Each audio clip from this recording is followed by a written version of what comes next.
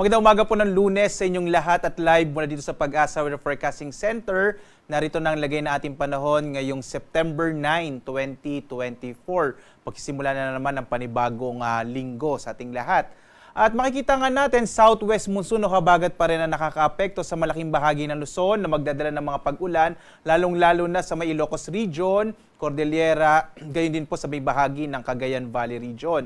Samantala naman patuloy yung pagmomonitor natin dito sa low pressure area na huli nating namataan mahigit 1,000 kilometro east-northeast extreme northern Luzon. Base nga sa pinakahuling datos natin, hindi natin inaalis yung posibilidad na ito ay maging bagyo habang ito'y kumikilos pakanluran. At sa ngayon nga, medyo malit naman yung tsansa na ito ay tumama sa kalupaan ng ating bansa. Pero patuloy pa rin natin monitor ito nga low pressure area na nasa loob ng Philippine Area of Responsibility. Sa nalabing bahagi ng ating bansa, dito sa nalabing bahagi ng Luzon, kasama na yung Kamaynilaan, inaasa natin medyo maulap na panahon. Habang sa Visayas, Mindanao, ngayon sa may area ng Palawan, inaasa natin. Generally, fair weather po tayo ngayon dito sa may area na ito ng ating bansa, pero posible pa rin yung mga isolated rain showers and thunderstorms. Muli, inuulit ko, dito sa may bahagi ng Northern Luzon, malaki yung chance ng mga pag-ulan dulot ng southwest monsoon o habagat. Samantala, makikita nyo, meron pa tayo isang low pressure area na nasa labas ng Philippine Area of Responsibility. Halos 3,000 kilometro pa ito silangan ng Eastern Visayas. At sa nakikita natin, posible itong maging bagyo bagamat hindi tinalis yung posibilidad na ito'y pumasok ng Philippine Area of Responsibility. Again, base din sa mga pinakahuling datos natin, kikilos ito pahilagang kanluran at posibleng mapalakas ito yung habagat sa pagtatapos ng linggong ito bandang araw ng Huwebes o Biyernes. Posible na medyo maging maulan sa may area ng Visayas at ng Mindanao. Muli, magbibigay po tayo ng update dito sa mga binabantayan natin na iba't ibang mga weather systems dito sa ating bansa.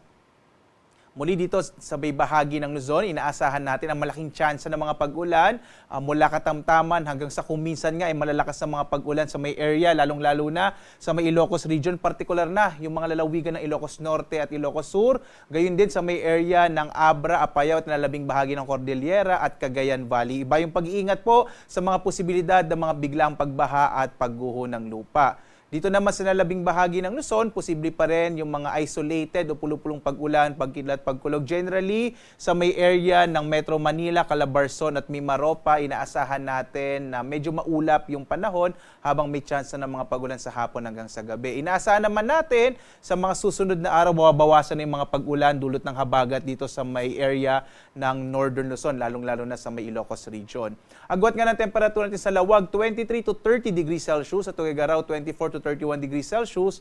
Sa Baguio naman, 17 to 22 degrees Celsius. Metro Manila, 25 to 33 degrees Celsius. Sa Tagaytay, nasa 22 to 30 degrees Celsius. Sa Legazpi, sa Bicol, 26 to 32 degrees Celsius. Dumako tayo sa Palawan, Visayas at Mindanao. Makikita natin sa Palawan, generally fair weather, pero posible pa rin yung mga pag-ulan, mga isolated rain showers and thunderstorms. Agwat ang temperatura, 25 to 32 degrees Celsius. Sa Puerto Princesa naman, 25 to 32 degrees Celsius. Sa malaking bahagi naman ng Visayas, inaasahan natin yung mga isolated o pulupulong pag-ulan, pagkilat, pagkulog dulot ng mga localized thunderstorms. Agwat ang temperatura, 24 to 32 degrees Celsius sa Iloilo. Sa Cebu naman, 26 to 33 degrees Celsius. Sa Tacloban, 26 to 33 degrees Celsius. Malaking bahagi rin ng Mindanao ay makararanas ng mga pulupulong pag-ulan, pagkilat, pagkulog sa hapon hanggang sa gabi. Kadalasan po ay maaari itong mga mahina sa katamtaman, kung minsan ay malalakas sa mga pag-ulan, dulot ng mga localized thunderstorms, pero hindi naman ito nagtatagal. Agwat ang temperatura natin sa Zamboanga, nasa 25 to 33 degrees Celsius. Sa Davao naman, 25 to 33 degrees Celsius, habang sa Cagayan de Oro, nasa 25 to 32 degrees Celsius.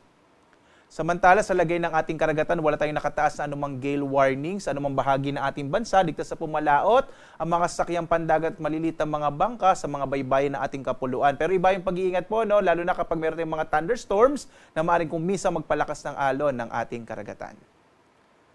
Ang araw naman natin, sisikat, ganap na 5:45 na umaga at lulubog, 6:02 ng gabi.